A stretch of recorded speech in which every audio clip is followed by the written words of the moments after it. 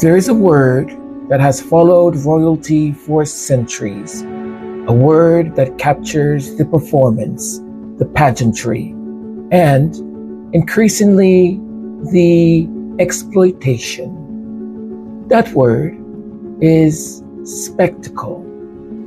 And today, I want to examine what happens when spectacle stops being about ceremony and starts being about cruelty. When the cameras that once filmed coronations are now pointed at people's pain for ratings and clicks and profit. Welcome. This is Majesty, Sussex Report, and I'm Antonio. Thank you for spending some of your valuable time here with us.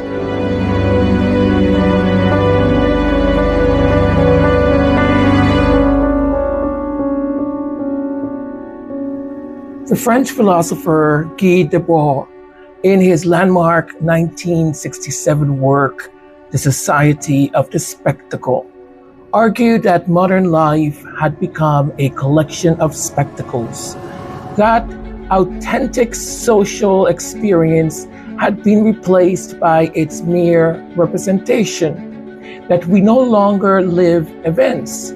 We watch them, package them, edit them, and then they're sold back to us. Debord could not have known about Talk TV. He could not have known about GB News. He could not have predicted the Jeremy Vines of the world. On a Wednesday morning, surrounded by panelists dissecting whether a Duchess wore the wrong shade of green to a charity event.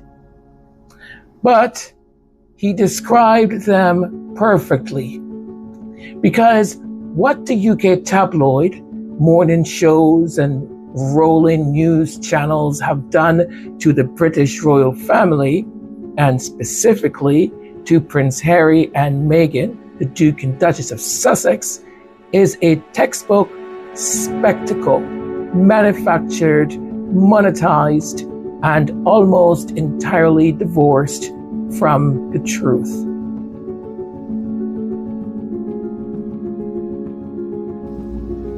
Let's be direct about what we are actually watching. What passes as royal reporting in the UK press is not journalism. It is not investigation or analysis or even public interest accountability. It is scripted drama. It follows the exact narrative arc of a high school cafeteria. They are the popular ones, the favorite royals who can do no wrong. They are the outcast, those who dared to challenge the hierarchy. They are the rumor mills, the whisper campaigns, the anonymous notes slipped on their doors. The only difference is that instead of a hallway, the stage is a newspaper front page. Instead of teenagers, the cast is composed of editors, presenters, and so-called royal experts, people who have built entire careers on proximity to invented stories. And instead of lockers and lunch tables, the weapon of choice is the anonymous source. Let's talk about that.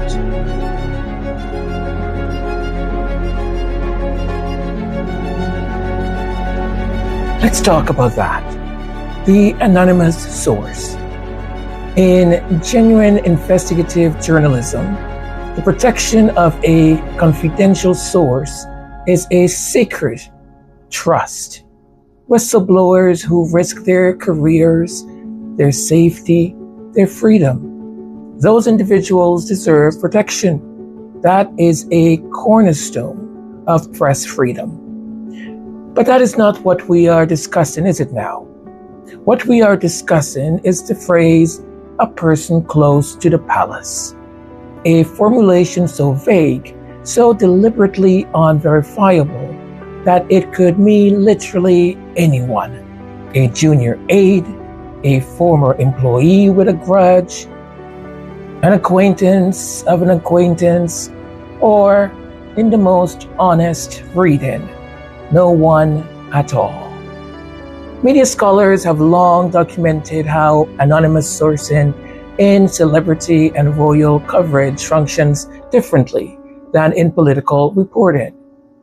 Researcher and journalism professor Brian McNear, in his work on tabloid culture, notes that the British press has historically operated with a unique tolerance for unverified royal gossip, treating palace insiders as credible simply because the story is compelling. My goodness, the standards couldn't be any lower. The source is never named. The claim is never verified.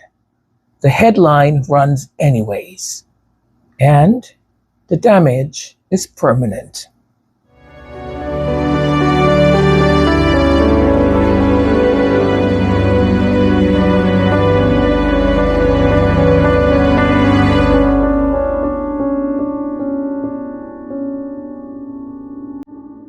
Think about the pattern for a moment, because patterns are what reveal intent. A story is published, it cites an anonymous source close to the palace. The subject, often Meghan, is cast as the villain. The story generates hundreds of thousands of clicks. It is debated on Good Morning Britain. Jeremy Vine runs a segment. A panel of 4 people, none of whom have ever met the Duchess, deliver verdicts on her character. The story is later proven false, or quietly walked back, or simply replaced by the next invented drama. No correction runs on page 1 in big, bold headlines. No apology is broadcast in prime time. The spectacle simply moves on. This is not accidental. It is architecture. Media researcher Natalie Fenton at Goldsmiths University of London has written extensively on how commercial media incentivizes conflict, novelty, and emotional provocation over factual accuracy.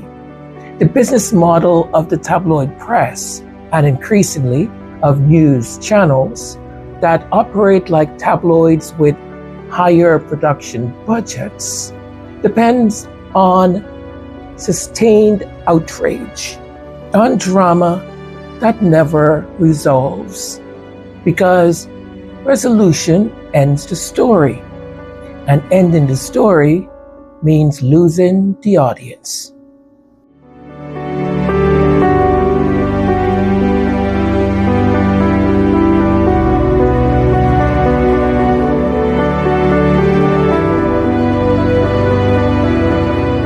There is a film from 2004, you know the one once I say the name, Mean Girls.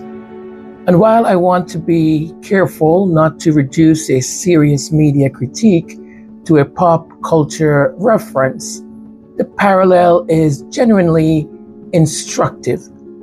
In the film, the cruelty operates through a very specific mechanism. It is not overt violence. It is rumor, reputation management, the strategic leak, the planted story, the whispers that reaches everyone except the person it's about. The most powerful character in that dynamic is not the loudest one. It is the one who controls the narrative. Now, look at the coverage of the Sussex family and tell me that architecture looks different. Stories about Meghan making Kate cry, later retracted and contradicted by Meghan herself. Stories about Harry being estranged from his children, invented wholesale. Stories about private conversations, private letters, private grief, leaked, published, and debated as entertainment. The cruelty is structural, the target is deliberate, and the mechanism, the anonymous source, the unnamed insider, the friend of the family, gives it just enough plausible deniability to keep it running. But I want to show you something else right now, because this is when spectacle reaches a really, really dangerous crescendo. There weren't riots. There weren't riots. There weren't people marauding through the streets with pitchforks. There was a house set on fire, Beverly. There was a house set on fire. We've seen numerous pictures of fires ablaze in Belfast. This is disgraceful, violent behaviour that is there not... aren't bodies piled up in hospitals Someone's tonight, house Matthew. being burnt down in a riot is not that dramatic. What are you saying, Bev? What words are you allowing out of your mouth? There was no riot. There was no riot. There was no riot. There is not a house that has been burnt down. There are no riots. The police aren't even did you or did you not see the image of a house on fire? We've seen in Belfast. Yes, but I've seen. That's not that dramatic. It's Maybe pretty it comes dramatic down to to your me. definition. When you use phrases like far rights and riots, Bev, we're going round in circles. That is not what that is. You're not calling that a riot? What do you want to call it? What do you want to call it? No, I'm not calling it a riot. I'm not what do you want to call it then? I'm not calling it a riot. What because are you calling there aren't people in hospital tonight because of what's gone on there. There aren't people in hospital, and I think you are precisely the problem in that you are whipping up the hatred. You are exaggerating. You are exaggerating. You have the temerity to call me the problem when I'm calling out violence in Belfast. My show, commentators that come on the TV like you say, this is outrageous. These were riots tonight. There weren't riots tonight, Matthew. There's a few teenagers who have set alight vehicles, and it has been a busy night for the police, and I am not diminishing. What you just watched is not anomaly. It is a blueprint. Perhaps nothing illustrates the mechanics of spectacle more starkly than what unfolded on GB News during the Belfast riots, when far-right mobs inflamed by coverage that spent so much time amplifying outrage over a stabbing by a migrant, took to the streets of Belfast, burning homes where brown and black people lived, even followed a black nurse as she was heading to work. Some reports say that she was more than just harassed. And lighting residential streets on fire. A GB News anchor sat there and argued with her guests and said flatly there was no riot in Belfast. When confronted with images of buildings ablaze, she just dismissed the entire event as a few teenagers who lit a few vehicles. I mean, really, the person describing what the cameras were already showing and told him, "You are the problem." She told the guests, "You are the problem." This is not poor journalism. This is not a difference of opinion. This is the spectacle in its most dangerous form. The deliberate erasure of violence against black and brown bodies, performed in real time, on camera, with a smile. And it reveals the most calculated feature of the far-right media machine. It does not simply report selectively. It incites through amplification, elevating every crime committed by a person of color into a civilizational emergency. And then it just extinguishes accountability. Through denial, when the predictable violence follows, the fire doesn't start in the street. It just didn't start there. It starts in the studio. It starts with someone like Farage saying, you need to rage. You need to show rage. Spectacle.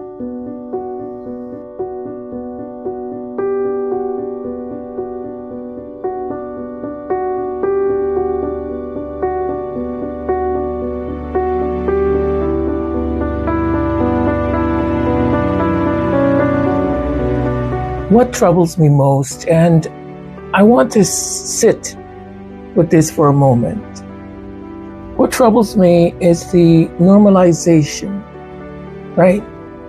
When we discuss the treatment of Meghan and Harry by the UK press, by the media, one of the most common responses is, well, that's just how the tabloids are.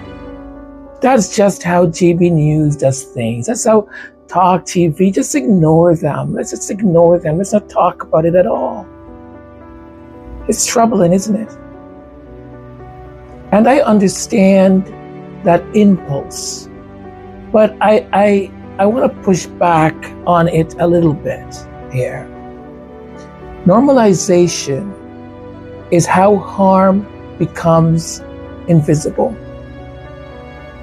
Now I'm going to say something here completely off script, because some of you have said to me, have written and said, why do you need to show that?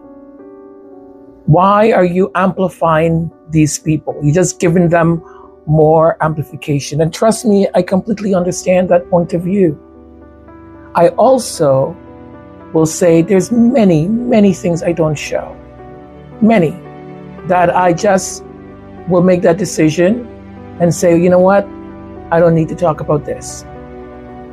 But we cannot and we must not ignore everything. There are certain things we must confront and we must talk about.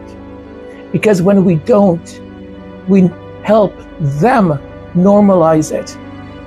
When we ignore the hate, when we ignore the misogyny, when we ignore the racism, when we ignore the violence and the way they speak, especially of Meghan, then we're helping them normalize that behavior.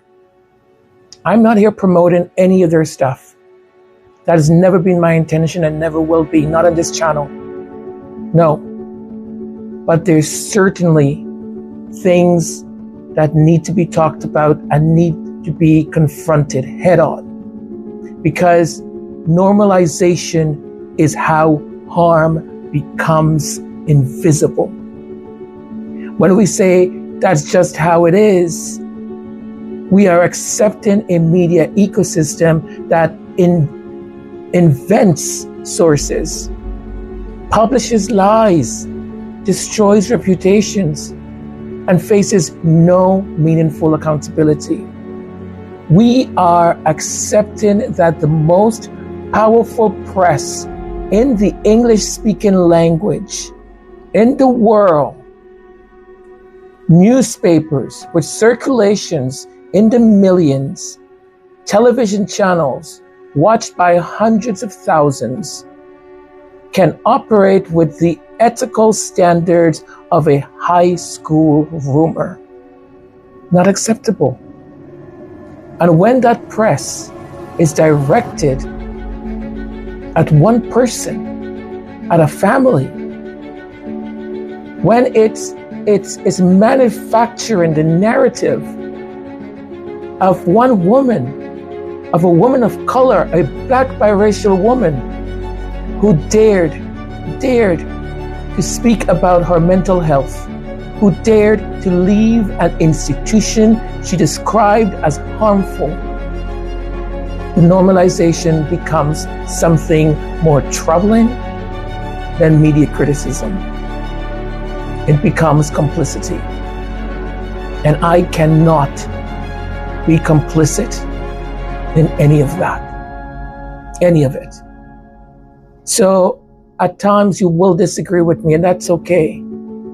At times you will say, well, I don't want to see this or see that, and that's okay. I would hope that you will come back and see or watch another episode. But there are certain things I will not shy away from talking about or to bring it to this channel and make you aware of it. Because there's certain things we have to fight back. We cannot normalize it. It's been 10 plus years. And for too many people, it's normal to say the things they say about Meghan Sussex. And I, for one, will not accept it. And I also want to draw a distinction here, right? Because it matters to me. Criticism of public figures, including members of the royal family, including Meghan and Harry, is legitimate. It is necessary even. The monarchy is a publicly funded institution. Scrutiny is appropriate, completely appropriate. But scrutiny requires evidence. It requires named sources, documented claims, editorial accountability.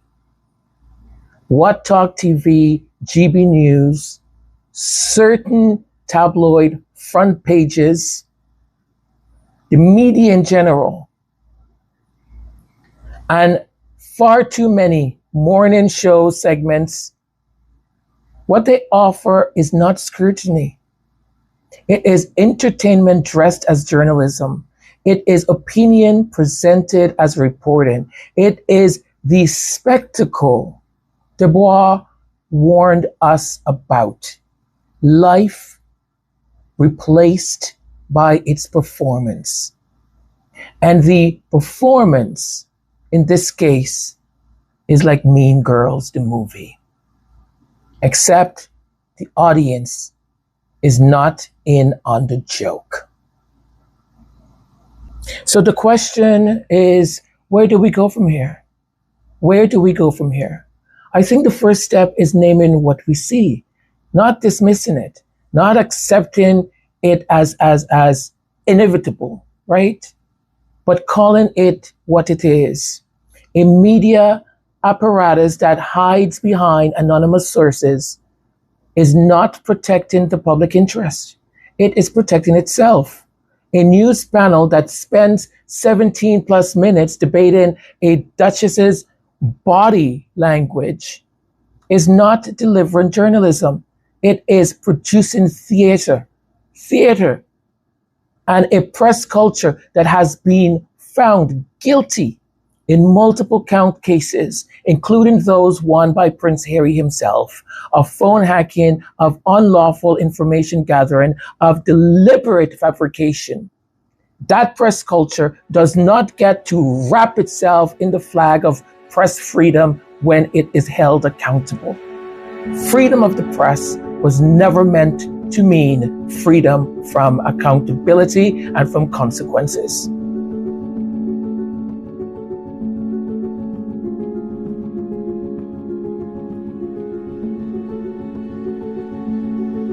The spectacle will continue. That is the honest answer. There is too much money in it, too much infrastructure, too many careers built on the machinery of royal drama. But spectacles, historically, lose their power when audiences begin to see them clearly. When people start asking, who is this source? What is their name? Where is the evidence? When viewers change the channel, when readers stop clicking, when the question shifts from what did Meghan do now to who benefits from me believing this story, that I am hoping is not a naive optimism on my behalf. But what it is, certainly, it is media literacy. And it is, I would argue, one of the most important tools we have is for people to be educated on how the media works. Harry and Meghan did not create the spectacle. They were cast in it without their consent. The remarkable thing, and this connects to what I've tried to say here, right, is that they have consistently refused to play the role written for them. They have chosen truth over palatability, privacy over performance, their own narrative over the one manufactured by people who have never met them and never will. This is not drama on behalf of the Sussexes. It is dignity. It is dignity. And in a media environment built on spectacle, dignity might just be the most radical act of all.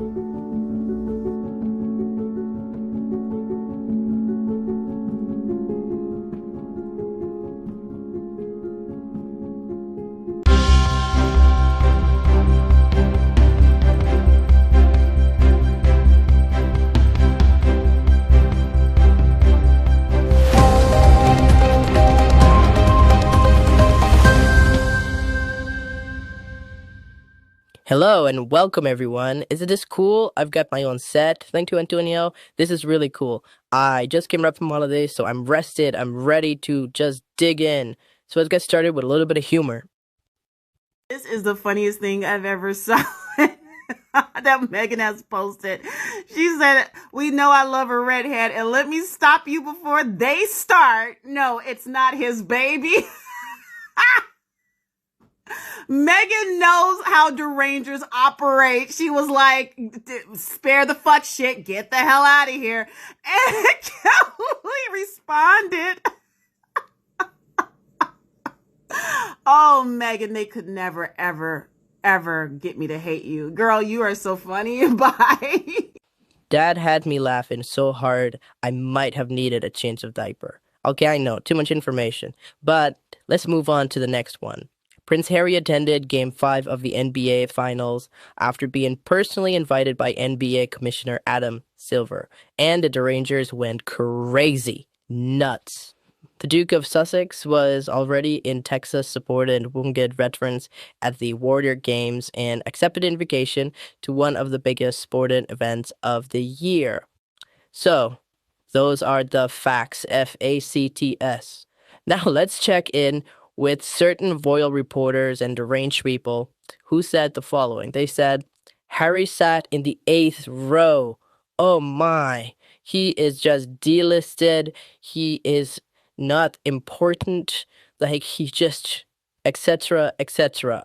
Now, yes, he was in the 8th row, but you morons, he was seated right next to the NBA commissioner. Commissioner, the person who invited him. I mean, do you folks even know how to count from 1 to 5 at least? Now, the other thing, big for these deranged people, Harry attended alone. Yes, alone. Oh my goodness. Now, that is correct also. I must give them that, because apparently married people are not legally required to attend every event together. Are you people out of your freaking mind? Now, here's the other thing, though. You know, what's his name again? The heir? He's been attending lots of football matches by himself, surrounded by... Well, let's not get into that, but does that mean him and Kate, Catherine, are, ready to get divorced? I saw one that said, oh, the only reason they're not divorced yet is because they can't afford it because they're so broke. Oh, get off your pony, all right? Get a life. Get a life. Divorce is imminent as for them. That is my other question for them. Based on what evidence, man? Based on what evidence? Well, he was at a baseball game by himself, all alone. Ah, yes. Yes. The leading cause of divorce is basketball. And folks, these are the same experts who can look at a man attending a sporting event and somehow conclude divorce, bankruptcy, exile, constitutional crisis, and possibly an alien invasion. I'm not joking. Meanwhile, Harry is watching basketball supported veterans and living his life. The lessons for today. Sometimes a basketball game is just a freaking basketball game, and sometimes the royal commentators and the rangers need a hobby. I'm not joking. While the royal family were parading in outdated golden carriages, open carriages, waving at the commoners, Prince Harry was doing this in Texas. He went to volunteer at the Warrior Games for veterans in San Antonio, Texas, and connected with real people. The people there just had praises for him. This is what royalty should be about. Actually serving people, being useful to actual everyday people, not going about in golden carriages while food bank queues keep getting longer and people in the country not being able to afford meals. Somebody said, oh, but they're good for tourism. Like, that tourism myth has been debunked over and over again. People who come here do not come here to see the royal family because they don't actually present themselves to tourists, do they? They don't stand on balconies to wave at tourists. People come see the buildings. They come see Buckingham Palace. They come see Tower of London. They're not coming to see actual people. I don't think there's ever been an instance where they stood on the balcony to wave at tourists and say, hey, here we are. If they did that, that would be work, right? That would be work. But the things that they count as work, attending football matches, charity dinners, and things like that. France is one of the leading countries when it comes to tourism, and they haven't got actual kings or queens living in their palaces. People go to see their palaces. Anyways, such a good thing. Prince Harry got up, took his family, and left to actually do work, actual work. Connecting with real people, just like his mother, Princess Diana, did when she was alive. That's why people call him the People's Prince. After all, he's the People's Prince. Meanwhile, in the land of delusion, some war commentators had a lot to say about Prince Harry being irrelevant in America. Meanwhile, Prince Harry spent the day at the Warrior Games serving lunch to veterans from a food truck, meeting competitors, taking photos of families, and supporting wounded service members. The internet then responded by posting approximately, no, I'm going to exaggerate here, but millions, okay? Millions of photos with Prince Harry. At least that is what I think. I mean, nobody cares narrative. Oh, Harry is irrelevant. Meghan is irrelevant in America. No one likes them here. Social media was flooded with pictures of veterans, military families, volunteers, and spectators sharing their encounter with the prince. And my favorite part, my utmost favorite part, post after post, hope that he had brought Meghan with him. Some of them said, where is the princess, Harry? Where is the princess? Now, tell Meghan we love her. That is just awesome. Absolutely awesome. So apparently the public missed the memo that they were supposed to be unpopular. Meanwhile, the professional royal experts are busy conducting advanced investigations such as, why was Harry standing there? What does Harry eating lunch mean?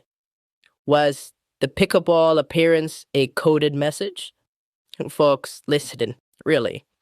A man spent his day supporting veterans. People were happy to see him. They took some pictures and thanked him for everything that he's doing for veterans with Invictus Games. That's the story, folks. Everything else is just fan freaking fiction. Everybody, there's this big bruise on Andrew's face that made the headlines. And I thought I'd just come on here real quick to tell you that I don't care. He fell down the stairs, I don't care. Someone punched him in the face, I don't care. The door hit him on the way out, je ne care pas. Now let's get to the crux of the news. Andrew Mountbatten-Windsor received an undisclosed private income by subletting 3 cottages on his Royal Lodge estate, according to the public spending watchdog. The National Audit Office said Andrew had been paying a peppercorn rent to the Crown estate for the properties. It also found that King Charles paid rent from his private income for accommodation in royal palaces for Princess Eugenie and Beatrice, who are non-working This royals. disparity is honestly disgraceful. I need to draw this out for you. Andrew was busy living the lavish life in a 30-room home, which he was paying peppercorn rent for, which must mean nothing, and still subletting and probably making thousands, right? And his children were living rent-free in some of the most sought-after places. Some of you would swear by the royal family. Some of you have no sense to understand the existence of this monarchy feeds into the economic disparity and income inequality that exists in Britain. But even if you don't care about that, because I think some of you have this servitude mentality that is a cancer you need to be cured from. Even if you don't think about that, can we just call out the double standard hypocrisy here? Because I remember how much flack the British public gave Harry and Meghan. How much the British public demanded that because they're no longer working royals, they shouldn't make any money. Don't use the titles, nothing. And this couple went on to make their money. This couple have not taken a cent, or shall I say a penny, from the British public.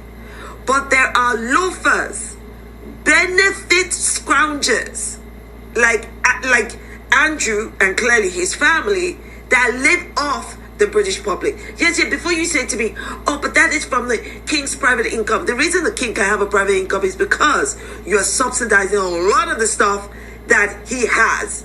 You are giving him more money than he needs.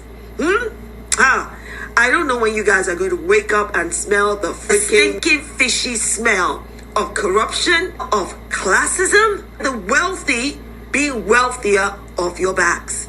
I don't know about you, but I'm already... There is absolutely nothing for me to add, Dr. Shola. Thank you very much. She said it. Now, this very quickly. Tell me you are racist without telling me that you are racist. Now, tell me how many times have we not heard, we are not racist? There's never been racism towards Meghan at all. What are you talking about, racism? That doesn't exist here. Listen, if you have to, okay, like destroy a renovation that cost what, $2-3 million to do, but you are so hateful that you need to like undo the renovation that the black biracial princess did. Oh man, you've got a deep case of the racism. I mean, these people are beyond stupid. This is just ridiculous. Whether it's true or not, even the thought of it is ridiculous. So Antonio offered for me to cover that troop in the color thing in the UK, and I said, listen, buddy, I'm still on vacation. I am not coming back to head to that island to cover web. No, thank you.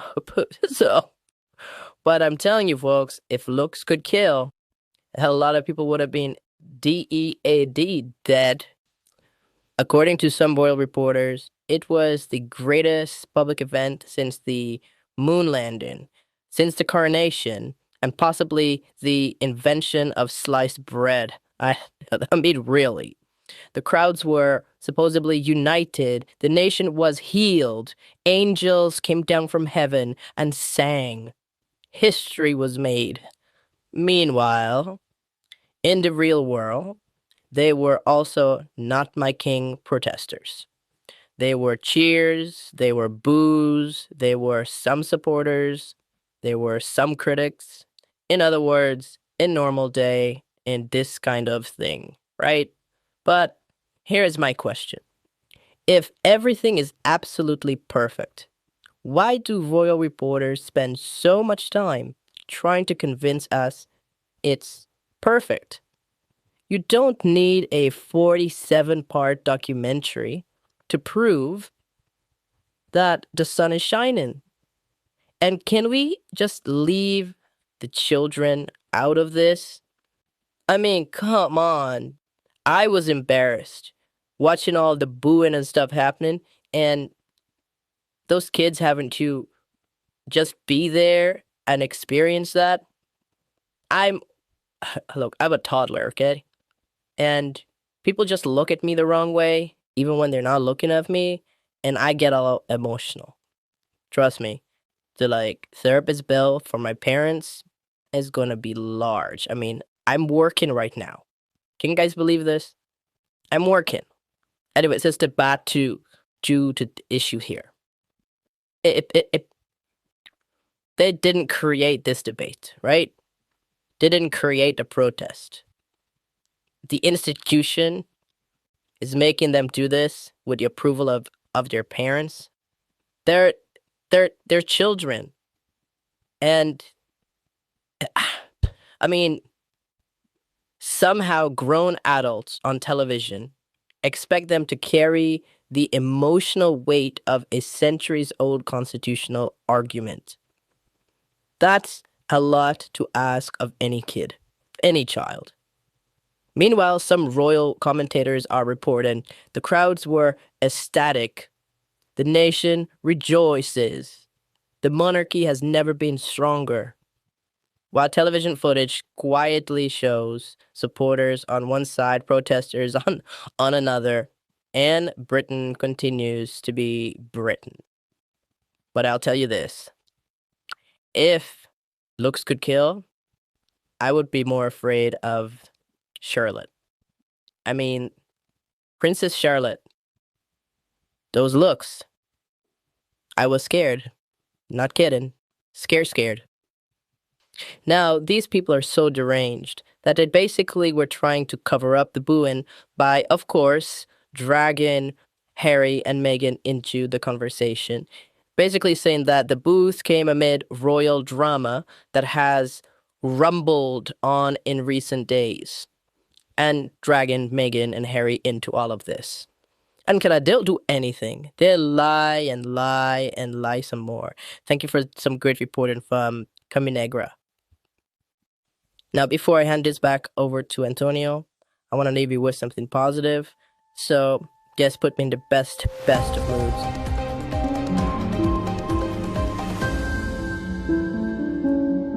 Oh, I feel the energy shift. Hi. So nice to see you. Before we get any commentary in, we just got to soak it in. It's us. And it is all so pretty. of the stories within the story. Your house was behind me. Euclid. Oh my God, you got everything in there. My only real question is, how come you didn't dye my hair in the photo? It's Don't they usually touch it up a little bit? I thought about it. What was your sort of sequence? So I did the drawing first of the two of you. We read all your books. We listened to all the interviews you all have done, podcasts and videos. My whole studio got to know you. Wanted to make these decisions that tapped into those memories. So when you saw this, it felt familiar. It is beautiful.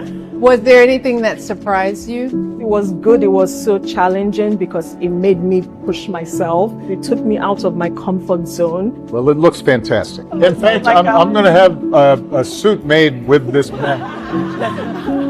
You know how long I've been wanting this woman to do something with and for me. It was an honor. I mean, we did it.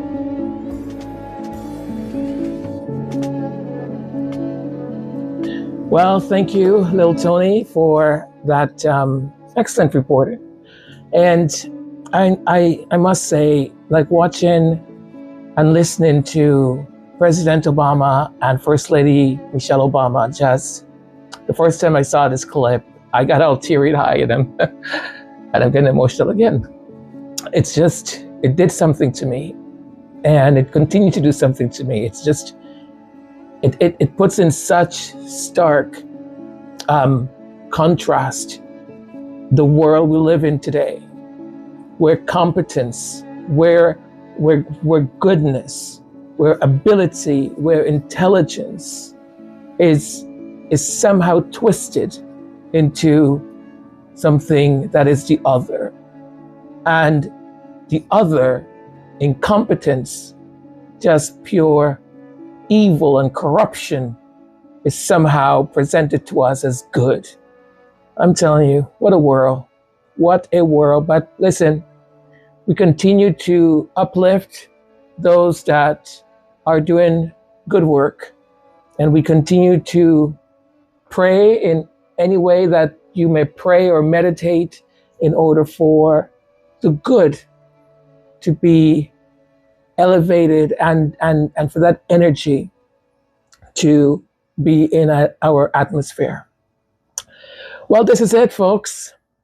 Thank you for hanging out. Thank you for being here. Thank you for everything. If you're new around here and just discovered us, please subscribe. It means a lot to us. Subscribe. Press the like button, please. Comment, please. Share, please. Do all the things that the algorithm tells us that we need to tell you to do in order for the channel to be noticed, in order for like-minded people to find the channel. Do as the algorithm tells us that we should ask you to do, please. Much appreciated. And to each and every one of you, to all the members, the Royal Court, thank you for everything that you contribute to this channel. Thank you for your continued support. I appreciate it from the bottom of my heart, each and every one of you. And to your wonderful subscribers, thank you for being here. Thank you for the support. Those in the cloud, those in the chat, those that are super patient, thank you, thank you, thank you. It means everything. And one last thing, remember that Buy Me a Coffee, the link is in the comment section. Do go visit Buy Me a Coffee, because I will be putting artwork there and free music there that you can download and stuff like that, okay? Thank you. That's going to be sort of like the storefront for Majesty Sussex Report. That's it. Remember always, be kind to yourself, be kind to your loved ones, and to that stranger crossing your path, be kind to them too. Until we speak again, take care. God bless. Love you all. Bye for now. Mwah.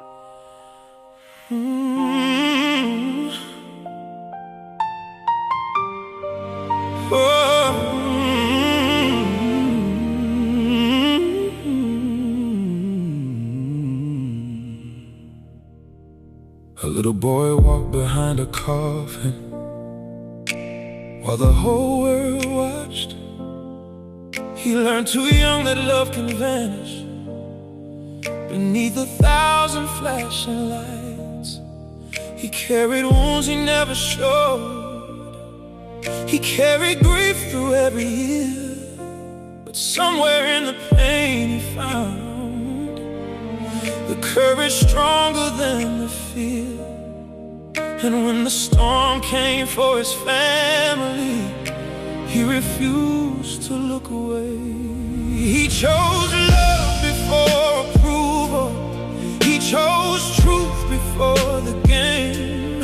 He chose peace before the palace. And they never forgave his name. But honor is not measured by the crown upon your head. It's standing by the ones you love. Through every word that's said, good King Harry. Oh, good King Harry.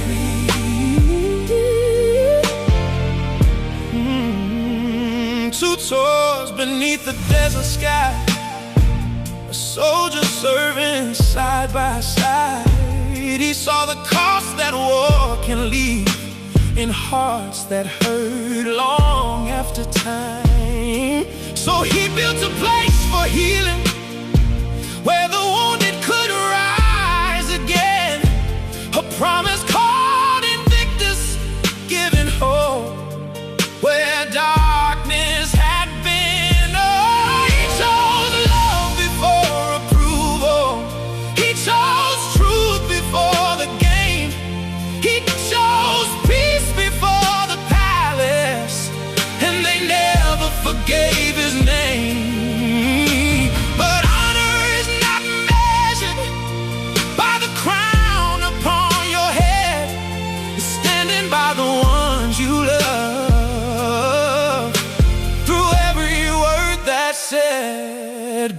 King Harry.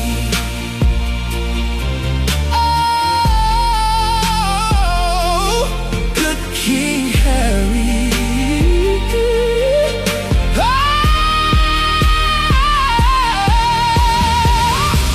Forgiveness is 100% a possibility. Still the door remains closed. I would like my father back. Still the silence grows. I would like my brother back. Across the years and miles, I would like a family, not an institution smile, just a family, just a family.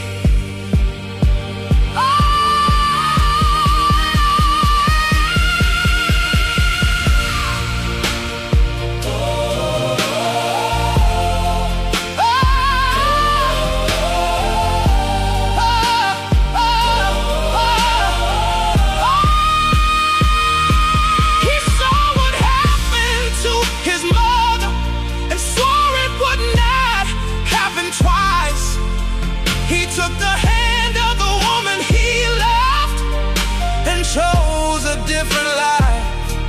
A husband, a father, a soldier, a friend, a man who keeps on standing when the world says bend. Good King Harry, good King Harry. The measure of a man is the